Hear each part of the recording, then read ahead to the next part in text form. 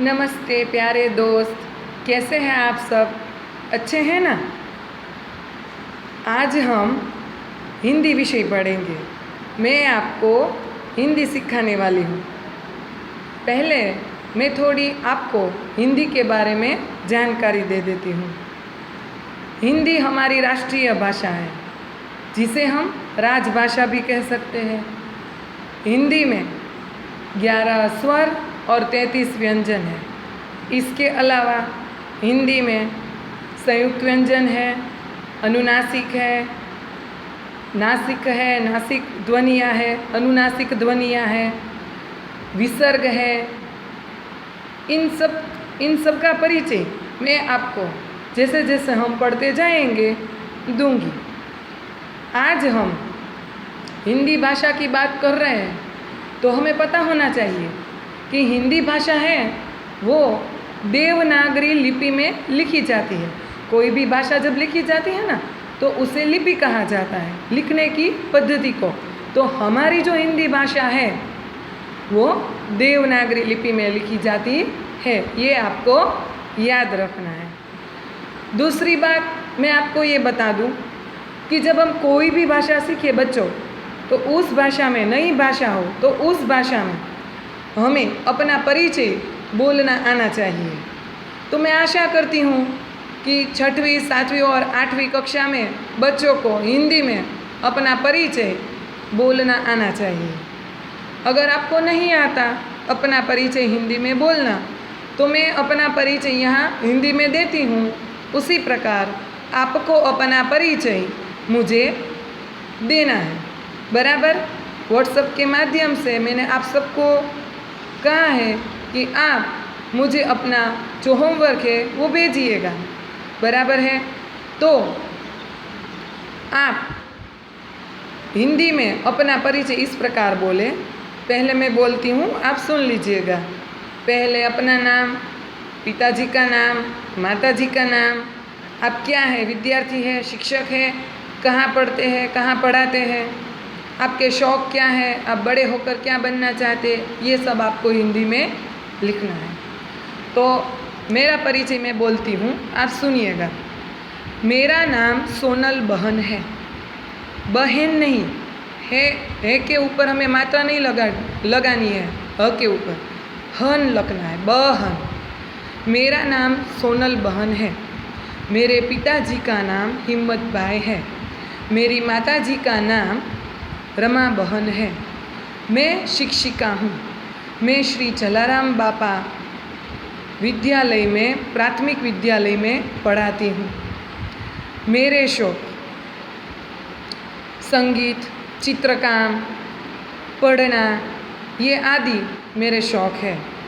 मैं अभी बच्चों को 6वीं, 7वीं और 8वीं कक्षा में हिंदी एवं विज्ञान विषय पढ़ाती हूँ। बच्चों के साथ रहना, उसे पढ़ाना, उनके साथ बातचीत करना मुझे बहुत पसंद है।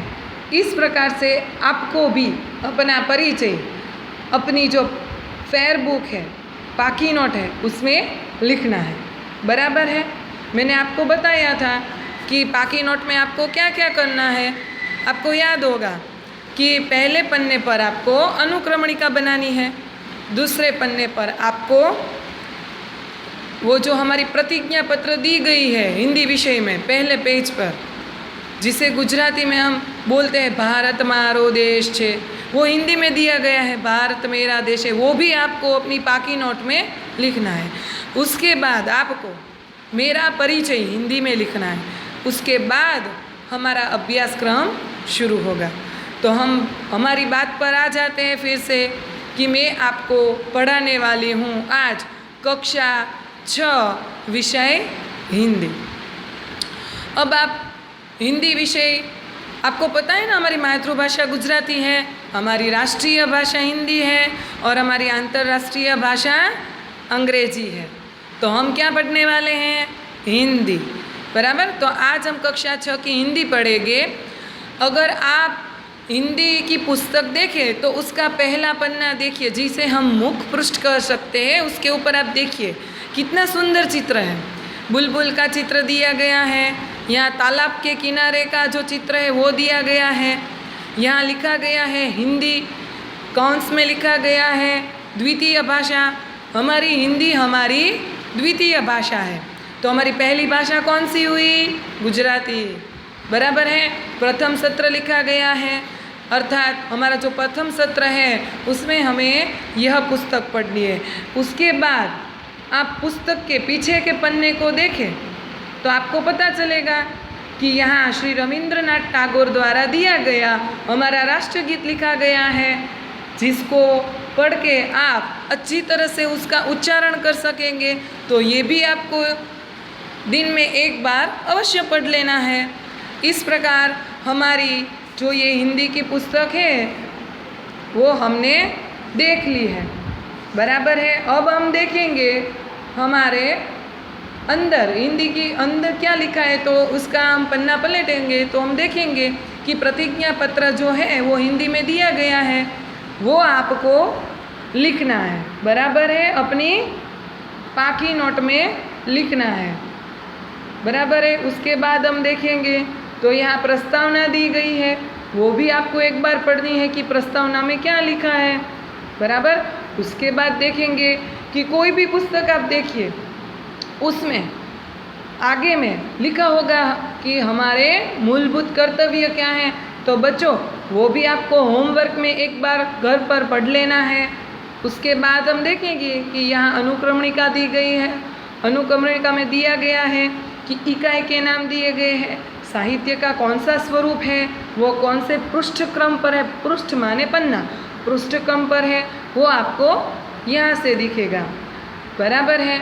अब मैं कुछ आपको पढ़ाने का शुरू करूँ। हमारा पहली इकाई, उससे पहले मैं आप सबको एक मज़ेदार कहानी सुनाना चाहती हूँ। सुनेंगे ना? तो सुनिए। एक घना जंगल था, वहाँ बहुत सारे पशु रहते थे। एक बार एक शिकारी वहाँ जंगल में शिकार करने आया तो उसने देखा कि वहाँ तो बहुत सारे प्राणी हैं, पशु पंखी है। उसे एक सुनहरा हिरन दिखाई दिया तो उसने सोचा कि क्यों ना मैं किसी का शिकार करूं, किसी प्राणी का शिकार करूं। तो उसने गोली चलाई और वो गोली एक हिरन को लग गई। सुनहरा, कितना सुंदर हिरन था, पर अभी उसी हिरन ने थोड़े समय पहले ही एक बच्चे को जन्म दिया था। हिरन के बच्चे को शावक कहा जाता है। क्या कहा जाता है? शावक कहा जाता है, बराबर है। उसने अभी एक बच्चे को जन्म दिया था। शिकारी वहाँ दौड़ कर गया। उसने तो देखा कि ये गोली तो हिरन के टांग में लग गई है। उसको बहुत दुख हुआ और उसने देखा कि उसने अभी अभी एक बच्चे को जन्म दिया है। वह उस हिरन को और उसके बच्चे को साथ में लेकर अस्पताल गया। वहाँ उसका इलाज कराया और इलाज करा के फिर उसे वह जंगल में छोड़ आया। उसके बच्चे को और उसको जंगल में छोड़ आया। तो कैसी लगी कहानी? अच्छी लगी ना? शिकारी आया था शिकार करने, पर उसने शिकार नहीं किया। तो उसने क्या किया? उस हिरन की जान बचाई, बराबर है बच्चों। कैसी लगी कहानी? अच्छी लगी ना? तो ऐसी ही कहानियाँ हमें हिंदी में पढ़नी है। अब आप देखेंगे कि हमारी जो पहली इकाई है उसका नाम है दयालु शिकारी। समझ में आया? मैंने जो आपको कहानी बताई थी वो यही कहानी है। हमारी पहली इकाई का नाम है दयालु शिकारी। आप देख सकते हैं यहाँ पर। आप अपनी पुस्तक भी खोल लीजिएगा बच्चों, जिससे आपको पढ़ने में आसानी हो। अब हम देखेंगे, देखो ये चित्रपाठ है। चित्रपाठ किसे कहा जाता है? चित्र दिया गया होता है और उसे देख कर हमें वाक्यों का निर्माण करना होता है और बहुत सारे वाक्यों को मिलाकर एक कहानी बनती है, उसे कहते हैं हम चित्रपाठ, बराबर है। इस चित्रपाठ में हिरन का शिकार करने के लिए शिकारी जंगल में गया। हिरन ने एक छोटे शावक को जन्म दिया है उसी समय वह शिकारी की गोली का निशाना बन जाती है। शिकारी हिरन के पास आता है, देखता है कि गोली टांग में लगी थी। वह पछताता है। वह हिरनी और उसके बच्चे को डॉक्टर के पास ले जाता है। बाद में जंगल में उसी जगह छोड़ आता है। इस चित्रपाठ में पशुओं के प्रति मानव का कैसा व्यवहार होना चाहिए और संसार में सभी को जीने का अधिकार है, यह बात बताई गई है। अगर आप चित्र को देखें तो बच्चों आपको समझ में आएगा कि पहले चित्र में किस प्रकार हिरन है वो घायल होकर दौड़ रहा है। शिकारी दूसरे चित्र में आप देख सकते हैं कि शिकारी है वह वृक्ष के पीछे छिपा है और देख रहा है कि एक छोटा बच्चा वहाँ है। फिर तीसरे चित्र में आप देख सकते हैं कि शिकारी है वह हिरन का निशाना ले रहा है और हिरन भाग रहा है दौड़ दौड़ के। चौथे चित्र में आप देख सकते हैं कि गोली की आवाज़ सुनकर हिरन और उसका बच्चा भाग रहे हैं। पहले चित्र में हिरन टहल रहा था। पांचवें चित्र में आप देख सकते हैं कि हिरन बैठ गया है, उसके पाँव में गोली लगी है और उसका बच्चा भी उसके साथ में है। छठे चित्र में आप देख सकते हैं कि शिकारी वहाँ आता है और उसके घाव को देखता है और उसे बहुत दुख होता है। सातवें चित्र में आप देख सकते हैं कि शिकारी हिरन और उसके बच्चे को लेकर अस्पताल जा रहा है। आठवें चित्र में आप देख सकते हैं कि वह उसका इलाज कराता है। और नौवें चित्र में आप देख सकते हैं कि शिकारी है वह हिरन और उसके बच्चे को जंगल में वापस रख जाता है और वह घास खाने लगता है। इस प्रकार यहाँ पूरी जो चित्रपाठ है वो हमने अच्छी तरीके से कहानी में लिखनी है। बराबर है बच्चों? तो आज हम यहाँ तक ही रखते हैं। आपको अपने घर पर मैंने बताया है उतनी बात पाकी नोट में लिखनी है।